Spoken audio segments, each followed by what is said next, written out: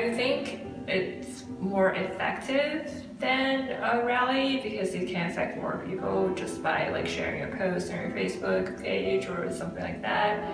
I know there's that perspective of like slacktivism, or I don't really buy that. I think social media is just a way of getting your voice heard and hearing the voices of other people easier. I've seen many causes on social media that initially seemed very small pick up a lot of speed because people were able to convince their friends through sharing articles or sharing their own opinions. That's how a lot of grassroots organizations get their starts, like Bernie Sanders' campaign.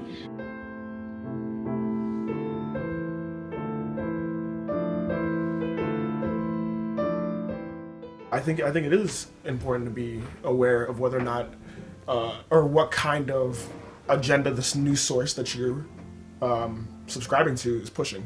If you don't know that, I mean, you end up taking everything for objective fact, right? People have to be aware that what they're reading, isn't necessarily impartial. It may be, it might be like objectively true, but that doesn't mean there isn't an underlying political bias behind it.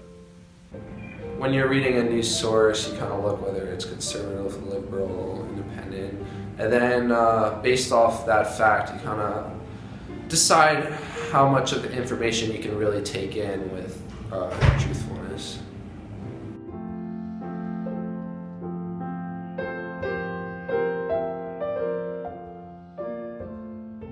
The good things about it are that people that don't usually watch the TV or like read news about it do get a little bit of the news, and so they are involved in what is going on. However, because social media has such a bias for political things, it can also be a very bad thing. I think the potential to do good is there, and it's way higher than the potential to do bad, because these people who are ignorant and that will just consume any that you share, they could be anywhere consuming anything at any time. So I don't think social media is necessarily creating these individuals.